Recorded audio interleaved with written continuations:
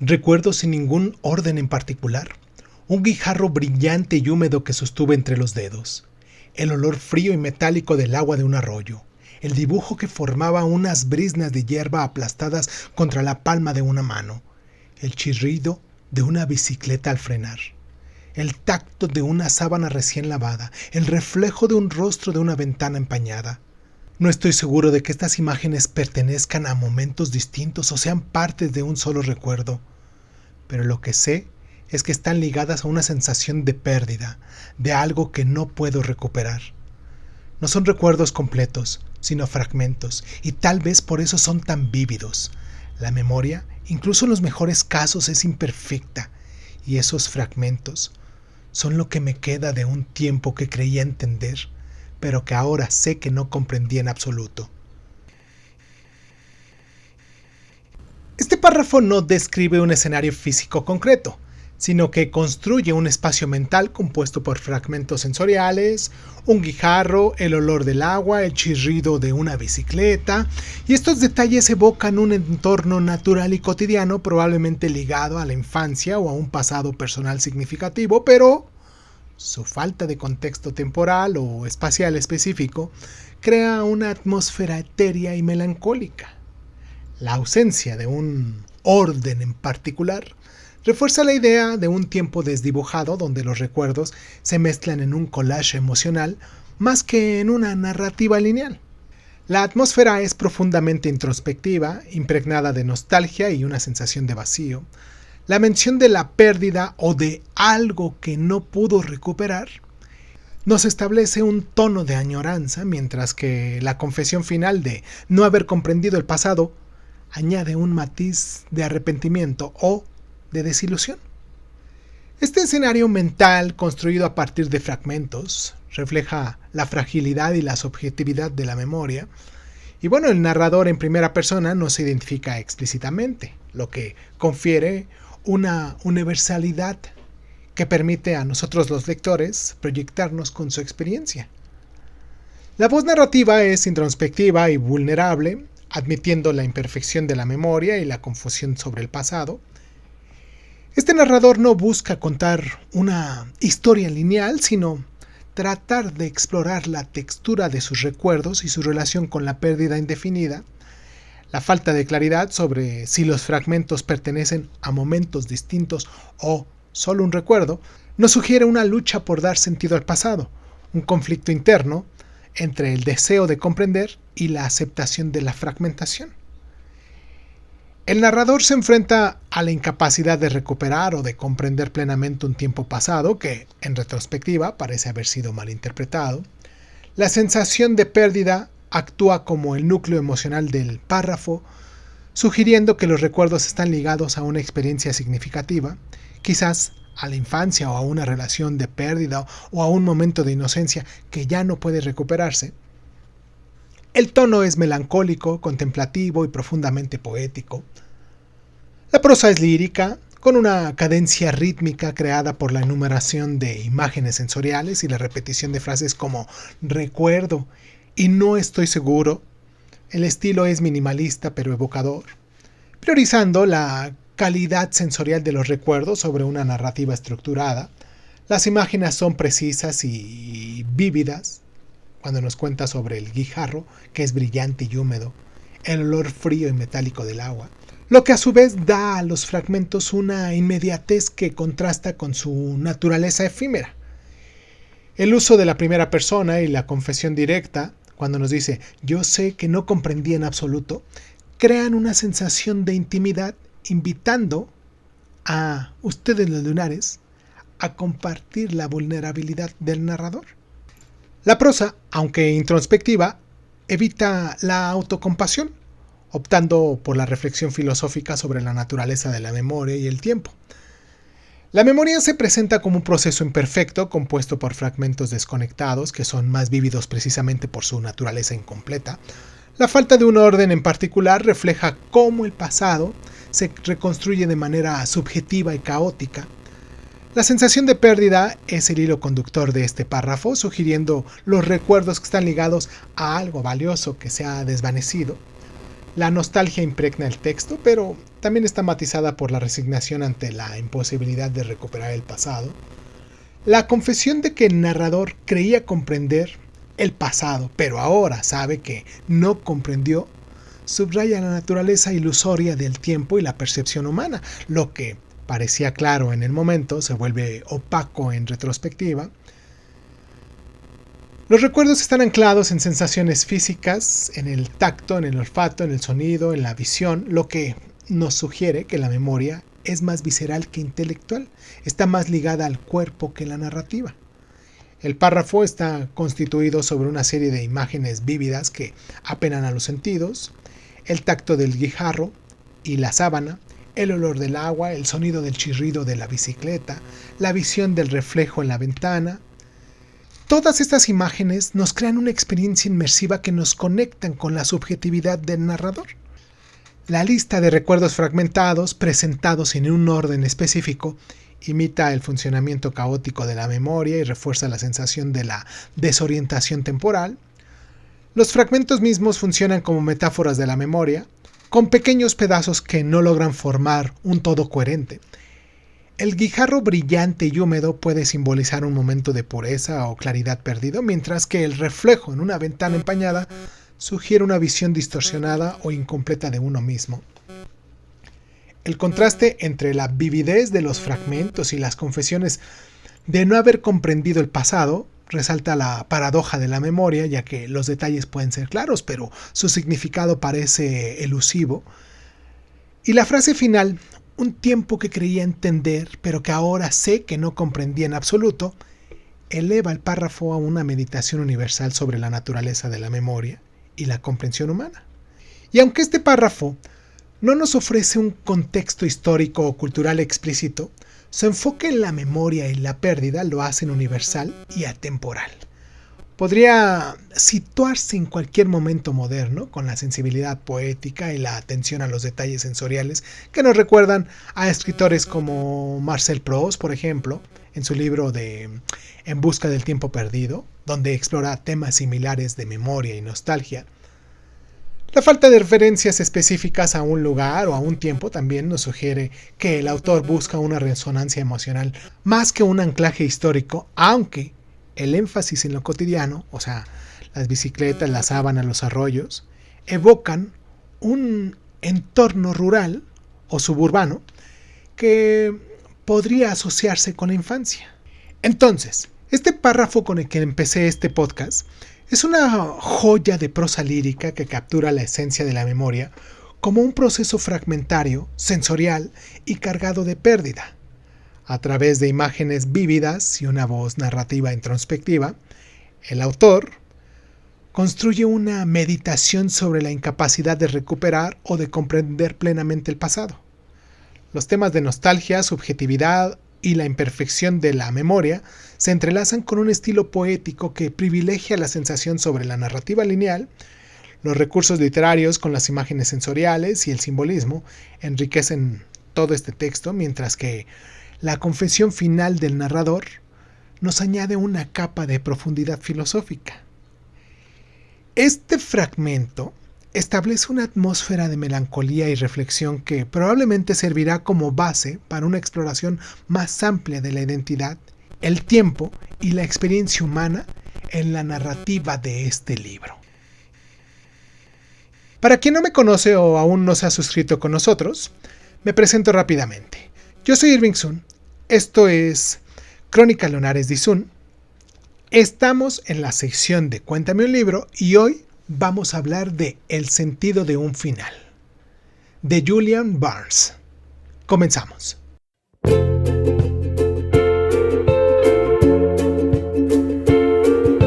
Hola, bienvenidos a Crónica Lunares de Sun. Yo soy Irving Sun. Escúchanos en tu plataforma favorita.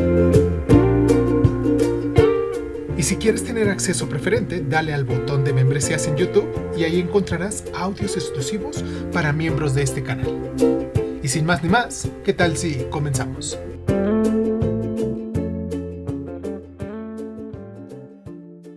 Cierra los ojos, cierra los ojos, cierra los ojos, cierra los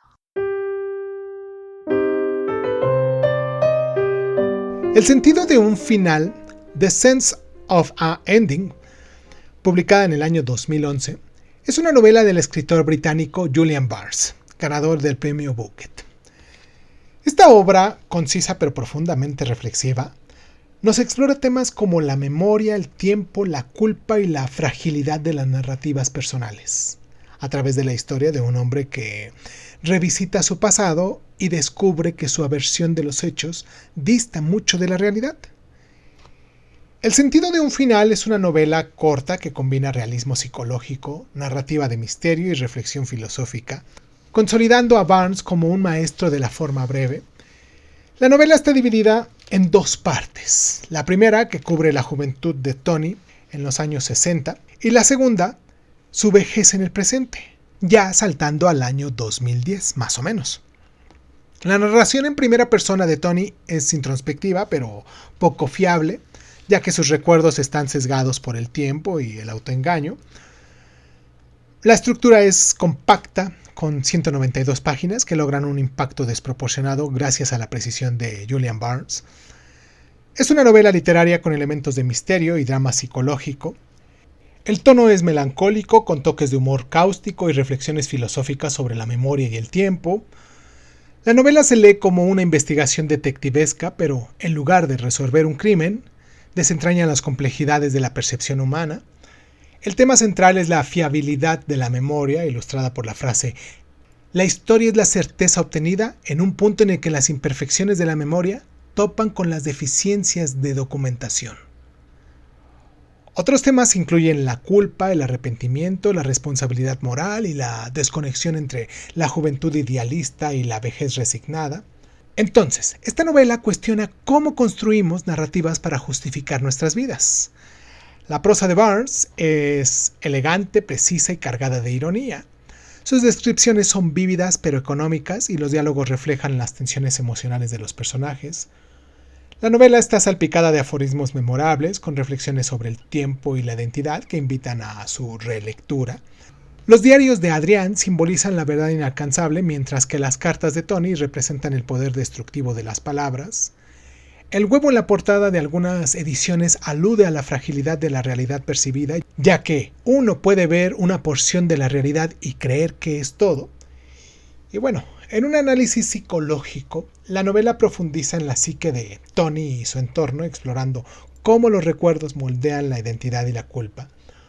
Tony Webster, Tony, es un narrador poco fiable cuya imagen de hombre decente se desmorona al confrontar su pasado. Su juventud está marcada por la inseguridad y el deseo de emular la inteligencia de Adrián, mientras que su vejez refleja una resignación teñida de autoengaño. La revelación de su carta cruel desencadena una crisis de identidad, mostrándonos cómo reprime recuerdos incómodos para preservar su ego. Psicológicamente representa el arquetipo del hombre común que evita la introspección profunda hasta que el pasado lo obliga a enfrentarse a sí mismo. En el caso de Adrian Frink, brillante y filosófico, encarna el idealismo juvenil y la tragedia de la mente que se autodestruye. Su suicidio, motivado por razones tanto filosóficas como personales, la relación con Sarah, por ejemplo, refleja un conflicto entre el intelecto y las emociones. Su figura persigue a Tony como un símbolo de lo que pudo haber sido y no fue. En el caso de Veronica Ford, enigmática y reservada, es un enigma psicológico, ya que su frialdad hacia Tony puede malinterpretarse como una defensa contra el dolor de una relación con Adrián y la traición de su madre. Su frase recurrente, ¿no lo entiendes?, nos subraya la brecha de comprensión entre los personajes. La novela explora el impacto del trauma intergeneracional, la relación de Sarah y Adrián, que afecta a Verónica y al joven Adrián, y la culpa colectiva. Tony, al ignorar el suicidio de Adrián en su juventud, reprime su responsabilidad, su mecanismo de defensa que colapsa ya cuando es grande, cuando está en la vejez. La narrativa refleja teorías psicológicas sobre la memoria selectiva y la disonancia cognitiva, mostrando cómo los individuos reescriben su pasado para justificar sus acciones. Entonces, en un análisis social, el sentido de un final refleja las dinámicas sociales de la Inglaterra de los años 60 y de las presentes, con un enfoque de la clase media y los cambios culturales. Cuando hablamos de la juventud de los años 60, en la primera parte captura el espíritu de la Inglaterra post-Segunda Guerra Mundial, donde los jóvenes de clase media aspiraban a la movilidad social a través de la educación. También nos habla de la pandilla de Tony con su mezcla de idealismo y cinismo que refleja la transición hacia la contracultura de los años 60, pero también la persistencia de normas sociales rígidas como la expectativa masculinidad y el decoro. Saltando a la vejez del siglo XXI, en la segunda parte, nos muestra una Inglaterra moderna marcada por el individualismo y la burocracia, representada por los abogados y los legados. Tony, como jubilado, encarna la alineación de la clase media acomodada, cuya vida, ¿cómo decirlo?, opaca, contrasta con las ambiciones de su juventud. También nos habla de la clase y género, de la familia de Verónica, de la clase media alta que desprecia a Tony por su origen más modesto, reflejando las divisiones de clase en la Inglaterra de los años 60. Verónica como mujer enfrenta expectativas de sumisión, lo que puede explicar su reserva emocional. La novela critica implícitamente el patriarcado, ya que Sara, al tener una relación con Adrián, desafía las normas de su rol maternal. La novela sugiere que al final que los individuos, las sociedades reescriben su historia para evitar verdades incómodas, la frase "la historia son los recuerdos de los supervivientes" cuestiona las narrativas oficiales, un tema relevante en un mundo post-11 de septiembre donde la verdad es manipulable.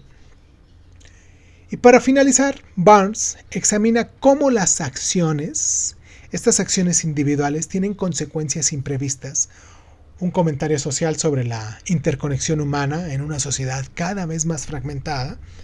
Y bueno, hablando ya de Julian Barnes, él nació el 19 de enero de 1946 en Leicester, Inglaterra. Es hijo de profesores de francés, creció en Londres, estudió en la City of the London School y se graduó en lenguas modernas, en francés, en el Magdalen College, en Oxford, en 1968. Completó un curso de Derecho, pero no ejerció. Trabajó como lexicógrafo para el Oxford English Dictionary. Fue crítico literario para el New Statesman y The Observer y editor literario de The Sunday Times. Publicó su primera novela, Metroland, en 1980, que ganó el Somerset Maugham Award. Autor de 14 novelas, 4 colecciones de cuentos, 4 libros de ensayos y una de memorias. Sus obras más conocidas incluyen El lobo de Flaubert, que ganó el premio Medici en el año de 1984, Una historia del mundo en 10 capítulos y medio, Arthur y George, finalista del Man Booker, El sentido de un final, que ganó el Man Booker en el año 2011, Niveles de vida en el 2013, El ruido del tiempo en el 2016, también publicó ensayos como Nada que temer en el año 2010 y cuentos como el de Pulso en el año 2011. Estuvo casado con Pat Cabarant, su agente literaria desde 1979 hasta su muerte en el año 2008. La pérdida de Cabarant influyó en niveles de vida y temas recurrentes de duelo en su obra. Y sin hijos, Julian Barnes vive en Londres manteniendo un perfil bajo. Es conocido por su amor al arte, la cocina, cuando escribió, por ejemplo, El perfeccionista en la cocina en el año 2006, y su agnosticismo, que describe como echar de menos a Dios. Es de ideología humanista y liberal porque Julian Barnes critica el dogmatismo religioso y político. Su obra refleja un interés en la ambigüedad moral y la subjetividad, influenciado por su formación en la literatura francesa. Y además del Man Booker, ha recibido el premio M. E. Foster, el premio Geoffrey Faber Memorial, el premio Femina, el David Cohen Prize from the Literature, el Siegfried Lenz Prize, es Chevalier de la Orden del Arte y las Letras en Francia. Y actualmente Barnes sigue activo publicando ensayos y críticas. Su última novela conocida es Elizabeth Finch. aunque no hay anuncios confirmados de nuevos proyectos literarios hasta lo que llevamos de este mayo del 2025. El sentido del final, como ya dijimos, ganó el Man Booker en el año 2011, tras 4 nominaciones previas de Barnes, lo que lo convirtió en un triunfo largamente esperado. Él en esa ocasión bromeó diciendo que esperaba que el premio no lo arruinara. Y bueno, la infidelidad y la muerte, porque tras sus recurrentes novelas, y muchas de sus novelas las escribe bajo una inspiración personal, como por ejemplo la infidelidad y la muerte, que son temas recurrentes en sus obras, y están influenciados por la relación de Barnes con Patty Callahan, quien tuvo una breve aventura, aunque terminaron reconciliándose.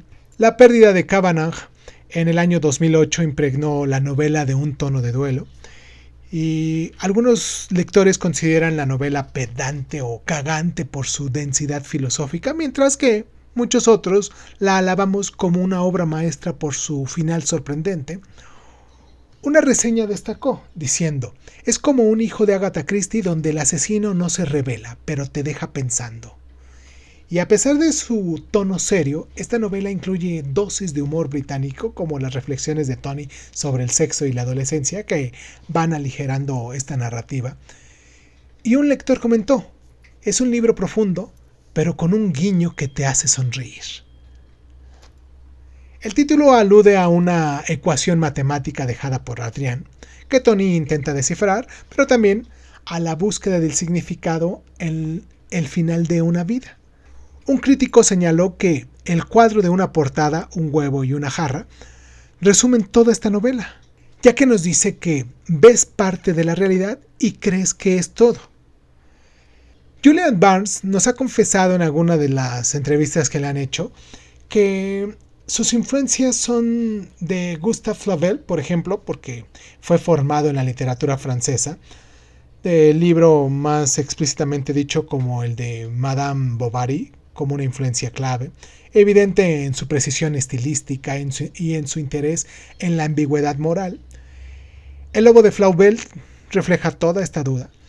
También está influenciado en el modernismo inglés, con la influencia de Virginia Woolf o de M. E. Foster, que influyeron en su exploración de la conciencia y la memoria, ya que la estructura introspectiva del sentido de un final nos recuerda a la señorita Dalloway, para quien lo haya leído.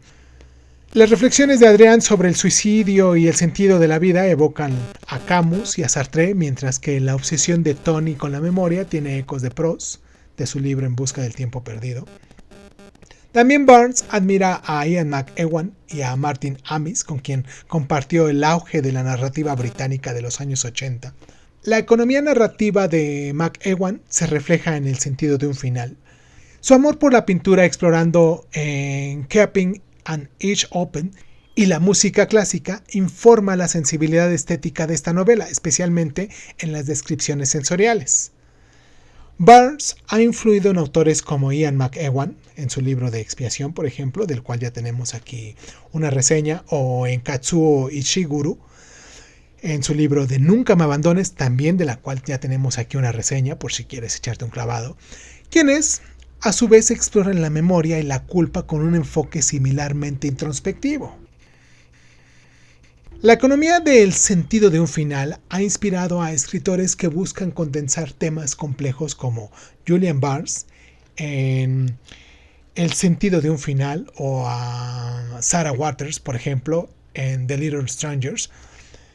Su mezcla de humor, filosofía y drama psicológico han resonado en autores como Sadie Smith y Rachel Coates, quienes abordan la identidad y las relaciones con una sensibilidad muy similar. Y por ejemplo, los ensayos de Barnes, el de Nada que temer, han influido en el género de la no ficción literaria, inspirando a escritores como Geoff Digger y Olivia Laing. Y hemos llegado al punto en el que nos preguntamos por qué habríamos de leer esta novela de El sentido de un final. Y te voy a dar varias razones, ¿vale? Por la profundidad en la brevedad, ya que con tan solo 192 páginas, Esta novela nos ofrece una meditación rica y compleja sobre la memoria, la culpa y la vida, ideal para muchos de los lectores que nos siguen aquí y que buscan un impacto en un formato compacto. También por su narrativa envolvente, ya que la trama, que combina misterio y reflexión, atrapa como una novela policíaca mientras nos invita a cuestionarnos sobre nuestra propia percepción del pasado. También por su prosa magistral, ya que la escritura de Barnes, elegante y cargada de ironía, es un placer estético con frases que nos resuenan mucho después de haber cerrado el libro. Por su relevancia universal también, pudiéramos decirlo, ya que los temas de la memoria falible y el arrepentimiento son atemporales, resonando con lectores de todas las edades y contextos, y por su final sorprendente, el desenlace, descrito como un apocalipsis íntimo que desafía las expectativas y la recompensa de la relectura. Entonces, para terminar, antes de irnos al corte, es una novela esencial para quienes aprecian la literatura que combina entretenimiento, filosofía y una mirada incisiva de la condición humana. Vamos a ir a un corte a continuación porque me quiero meter de lleno con algunas frases y obviamente vendrá con spoilers. Te recomiendo que si no te gustan los spoilers, nos dejes hasta aquí, vayas, termines el libro y después regreses y compares tus puntos que has anotado o con los que te quedaste para ver qué es lo que decimos a continuación. Y si tú no tienes problemas con los spoilers, pues te espero a continuación, ¿vale? Después del corte. Si te vas, suscríbete, danos like, comparte y déjanos tus comentarios. Si te quedas, también puedes suscribirte de una vez. Déjanos tus comentarios. Compartirnos, lo puedes compartir al final ya cuando hayas terminado de escuchar todo esto. Pero sí, déjanos un like, ¿vale? Vamos a la pausa y regresamos.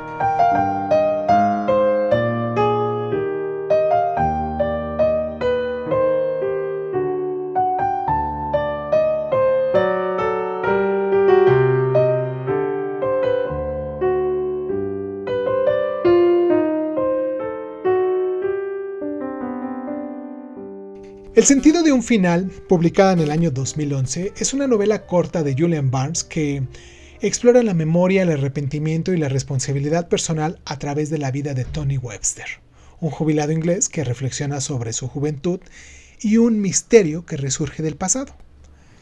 Ganadora del Man Booker Prize en el año 2011, la novela combina introspección psicológica con un trama de misterio. En la primera parte nos habla de Tony Webster, narrador en primera persona, que recuerda su adolescencia en los años 60 en un instituto inglés. Él y sus amigos, Colin y Alex, y el recién llegado Adrian Finn, forman un grupo intelectual hambriento de literatura, de sexo y de grandes ideas. Adrian, brillante y filosófico, destaca por su seriedad. Y en la universidad, Tony comienza a salir con Veronica Ford, una joven enigmática y reservada. Su relación es tensa, marcada por malentendidos y la desaprobación de la familia de Verónica, especialmente tras una incómoda visita a su casa. Y tras su ruptura, Verónica inicia una relación con Adrián. Poco después, Adrián se suicida, dejando una nota que atribuye su decisión a razones filosóficas. Tony, devastado pero distanciado, sigue adelante considerando el episodio un trágico pero cerrado capítulo de su vida. En la segunda parte, décadas después, Tony, ahora jubilado, divorciado y con una hija adulta, lleva una vida tranquila pero insatisfactoria. Recibe una carta de un abogado, Sarah Ford, la madre de Verónica, que le ha legado 500 libras y los diarios de Adrián. Sin embargo, Verónica, que posee los diarios, se niega a entregárselos ofreciendo solo una carta escrita por Tony años atrás. La carta revela que Tony, en un arranque de celos tras la ruptura, escribió a Adrián y Verónica sugiriéndoles cruelmente que terminaran su relación y maldiciendo su futuro. Entonces Tony se horroriza al descubrir su propia crueldad olvidada. Su obsesión por recuperar los diarios lo llevan a reencontrarse con Verónica, quien permanece evasiva y lo confronta con frases: "No lo entiendes y nunca lo entenderás". Y bueno, en la resolución, a través de las pistas fragmentadas, Tony descubre que Adrián tuvo un hijo con Sarah Ford, la madre de Verónica, y que el joven, también llamado Adrián, tiene una discapacidad mental. Tony deduce inicialmente que Verónica y Adrián fueron amantes, pero la verdad es un poquito más compleja, ya que Adrián y Sara mantuvieron una relación secreta y el suicidio de Adrián estuvo ligado a la culpa y a la presión de esta situación. Tony se da cuenta de que su carta pudo haber contribuido directamente a la tragedia al exacerbar las tensiones entre Adrián y Verónica, y la novela termina con Tony aceptando su responsabilidad parcial, pero también la ambigüedad de esta verdad, reconociendo que sus recuerdos son falibles y que la vida es más compleja de lo que imaginaba. La novela aborda temas como la memoria selectiva, el impacto de las acciones pasadas, la culpa y la dificultad de comprender a los demás, todo narrado con una economía de estilo que intensifica su impacto emocional. Y bueno, hablaremos de algunas frases que destacan por su impacto narrativo y temático. ¿Les parece?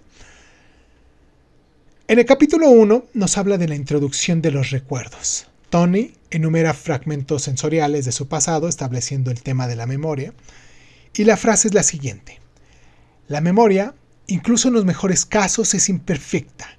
Y estos fragmentos son lo que me queda de un tiempo que creía entender, pero que ahora sé que no comprendí en absoluto. En esta frase nos introduce la fabilidad de la memoria y el tono introspectivo. También en el capítulo 1 nos habla de la definición de la historia, donde Adrián y Tony debaten sobre la historia en el instituto. La frase es la siguiente: la historia es la certeza obtenida en el punto en el que las imperfecciones de la memoria topan con las deficiencias de la documentación. En esta frase nos resume el tema central y se convierte en un leitmotiv, por decirlo de algún modo. También en el capítulo 1, Tony recibe la noticia del suicidio de Adrián. Y está la frase: Adrián se había quitado la vida y nosotros, que creíamos conocerlo, no entendimos nada. En esta parte marca el punto de inflexión de la juventud de Tony y su distanciamiento de amigos. En el capítulo 2, Tony descubre la carta cruel que escribió Adrián y Verónica. La frase es la siguiente: no recordaba haber sido tan cruel, pero ahí estaba, en mi propia letra, una prueba de lo que fui capaz de hacer. En esta parte, en este capítulo, desencadena la crisis de la identidad de Tony, mostrando el poder de las palabras olvidadas. También en el capítulo 2, Verónica repite su frase enigmática. La frase es: no lo entiendes y nunca lo entenderás. La importancia de esta frase es que subraya la brecha de comprensión y el misterio que impulsa la trama. En este mismo capítulo 2, Tony comprende la relación entre Adrián y Sara, cuando dice: había creído que mi vida era simple, pero ahora veía las ondas que mis acciones había causado, extendiéndose mucho más allá de lo que podía imaginar. En esta frase nos resume la aceptación de Tony de su responsabilidad y la complejidad de su pasado. Pero ahora hablemos de este libro físico. Por recomendación de algunos de los lunares que nos escuchan, nos han pedido que hablemos del libro porque pues, así pueden conseguir a lo mejor una copia de él de forma un poquito más sencilla. El libro se titula El sentido de un final, de Julian Barnes. Es de la editorial Anagrama del año 2012. Es una novela corta de ficción literaria, de drama psicológico y de misterio. Tiene aproximadamente 192 páginas de esta edición de Anagrama. Está en dos partes. La primera está narrada en primera persona por Tony Webster. La editorial original, hasta donde investigué, es de Jonathan Cape, en Reino Unido. La principal editorial en español es Anagrama. También está Vintage Book, con ediciones en inglés económicas. La conocida por De Bolsillo, en ediciones en español, en formato de bolsillo. Está traducido por Jaime Zuilaca Goicoechea para Anagrama, también del año 2012. Publicada en un solo volumen. Está disponible en 30 idiomas, incluyendo el francés, el alemán, el italiano y el portugués. Ganó el Man Booker Prize y fue finalista del Costa Book Award. No hay adaptaciones oficiales al cine. o para la televisión hasta lo que llevamos hoy en abril del año 2025.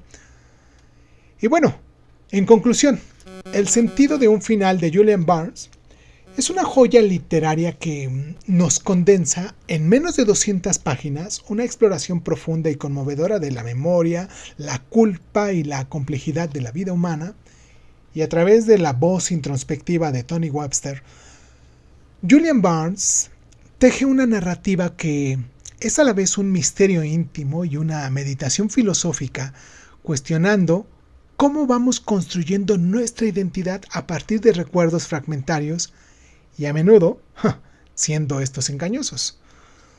Su prosa elegante y cargada de ironía captura la fragilidad de la verdad con una precisión que resuena universalmente, mientras que su final sorprendente, un apocalipsis íntimo, invita a la relectura y la reflexión. Está situada en la Inglaterra de los años 60 y el presente. La novela no solo nos retrata las tensiones de una generación, sino que también nos ofrece un comentario atemporal sobre la responsabilidad moral y las consecuencias imprevistas de nuestras acciones.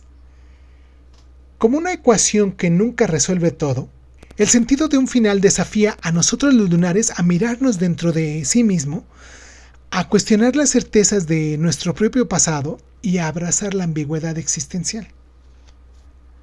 Vamos a hacer a continuación este ejercicio de imaginación con el cual ya se está volviendo típico en nuestra sección. Para esto necesitamos elementos clave, ¿vale? En el caso de Tony, vamos a imaginarlo como una figura central, representando la vejez y la reflexión. También la escuela de los años 60, simbolizando la juventud perdida, el diario y el huevo roto, aludiendo a la verdad inalcanzable, la carta representando el pasado que resurge, la atmósfera melancólica que captura el tono de esta novela, y bueno, ya teniendo todo esto en mente, vamos a imaginar una calle tranquila en un suburbio londinense en el año 2010, con casas adosadas de ladrillo rojo bajo un cielo gris. En el centro, vamos a imaginar a Tony Webster, un hombre de unos 60 años con un abrigo desgastado, que camina solo, sosteniendo una carta amarillenta.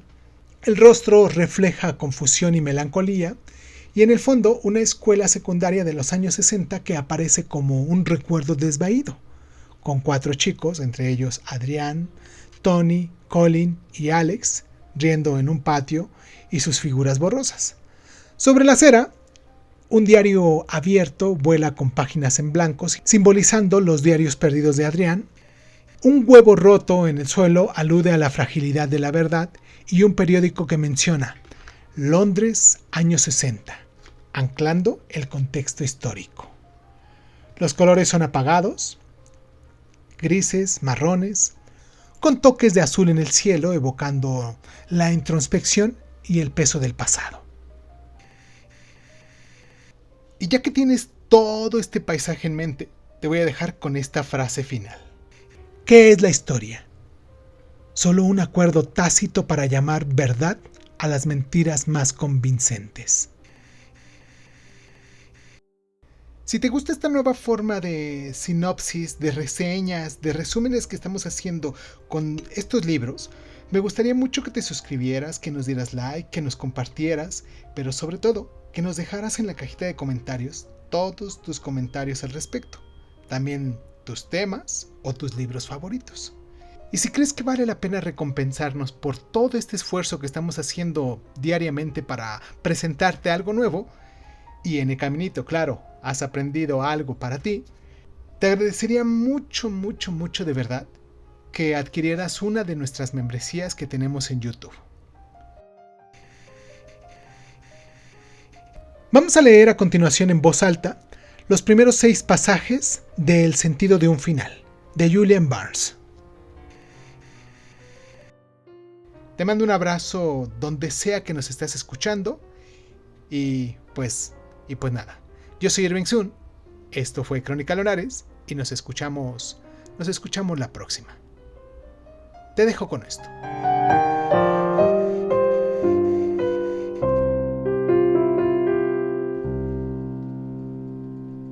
El sentido de un final. Julian Barnes. 1.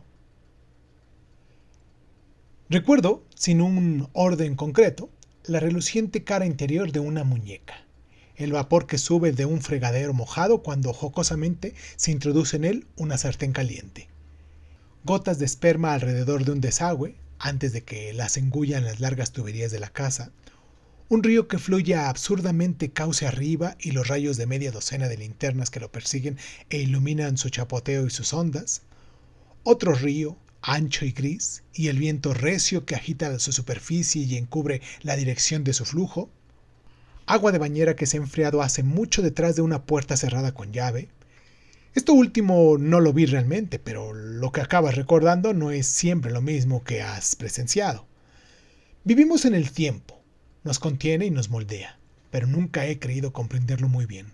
Y no me refiero a las teorías sobre cómo se desvía o se desdobla, o a que pudiera existir en otro lugar en versiones paralelas. No, me refiero al tiempo ordinario, cotidiano, que los relojes de pared y de pulsera nos aseguran que transcurre regularmente. Tic-tac, clic-cloc. ¿Hay algo más verosímil que una segunda aguja? Y sin embargo el placer o el dolor más minio basta para enseñarnos la maleabilidad del tiempo. Algunas emociones lo aceleran, otras lo enletecen. De vez en cuando parece que no fluye, hasta el punto final en el que desaparece de verdad y nunca vuelve. No me interesa mucho mi época escolar, ni la añoro, pero el colegio es donde comenzó todo y tengo que remontarme brevemente hasta unos incidentes que se han convertido en anécdotas, hasta algunos recuerdos aproximativos que el tiempo ha deformado y transformado en certeza. Aunque ya no tengo la seguridad de que algunos sucesos fueran tan reales, al menos recuerdo con claridad las impresiones que dejaron. Es lo más lejos que llego. Éramos 3 y él fue el cuarto. No esperábamos añadir a nadie más en nuestro apreciado trío. Desde mucho antes había habido camarillas y emparejamientos, y ya empezábamos a imaginar nuestra huida del colegio al mundo. Se llamaba Adrian Flynn, y era un chico alto y tímido que al principio mantenía los ojos bajos y no decía lo que pensaba. Los primeros días apenas nos fijábamos en él. En nuestro colegio no se hacían ceremonias de bienvenida y no digamos lo opuesto, la iniciación punitiva. Simplemente tomábamos nota de su presencia y aguardábamos. Los profesores se interesaron más por Adrián que nosotros. Tenían que valorar su inteligencia y su sentido de disciplina, comprobar si hasta entonces había recibido una buena instrucción y si demostraría ser candidato a una beca.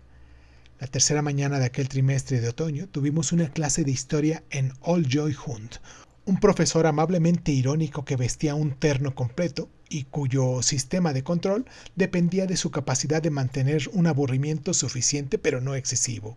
Bien, recordáis que os pedís que hiciera una lectura preliminar sobre el reinado de Enrique VIII. Colin, Alex y yo nos miramos de reojo, confiando en la pregunta lanzada como una caña de pescador. No nos aterrizaba encima. ¿Alguno quiere caracterizar la época?, sagó su propia conclusión al ver que mirábamos hacia otro lado. Bueno, quizás Marshall. ¿Cómo describirías el reinado de Enrique VIII?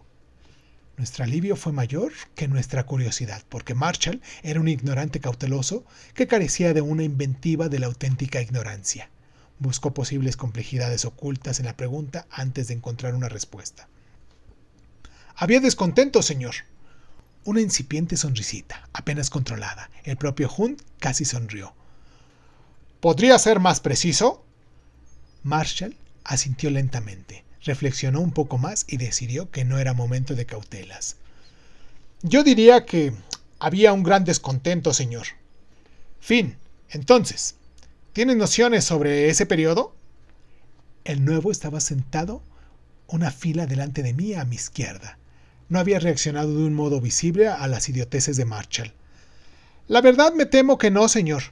No hay una corriente de pensamiento según la cual lo único que se puede decir realmente que cualquier suceso histórico, incluso, por ejemplo, la Primera Guerra Mundial, es que ocurrió algo. Ah, ¿sí? ¿En serio? Bueno, eso me dejaría sin trabajo, ¿no? Tras algunas risas aduladoras, Old Joe Hunt indultó nuestra festiva holganza y nos ilustró sobre el carnicero regio y polígamo. En la pausa siguiente me acerqué a Finn. Soy Tony Webster. Él me miró con prevención. Una gran respuesta a Hunt. Parecía que no sabía de qué le estaba hablando. Lo de ocurrió algo. Oh, sí. Me ha decepcionado un poco que no lo haya suscrito. Eso era lo que esperaba que dijera.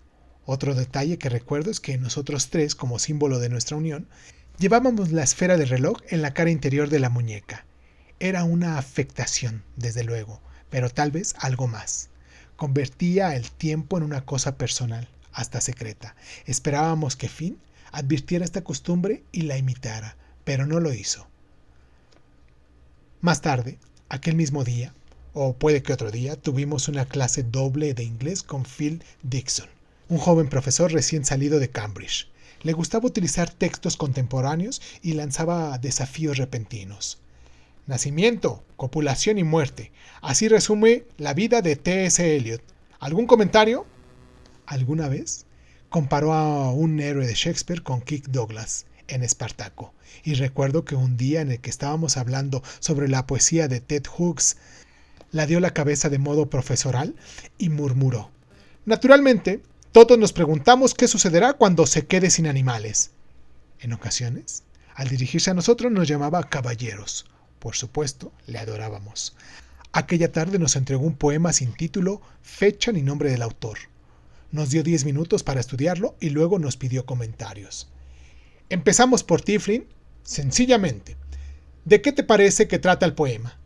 Adrián levantó la vista de su pupitre. De Eros y Tánatos, señor. Sigue. Del sexo y la muerte, prosiguió Finn. Como si no solo no entendiéramos griego los soquetes de la última fila. O del amor y la muerte, si lo prefiere. En cualquier caso, el conflicto que enfrenta el principio erótico con el principio de muerte. Y lo que se deriva de este conflicto, señor.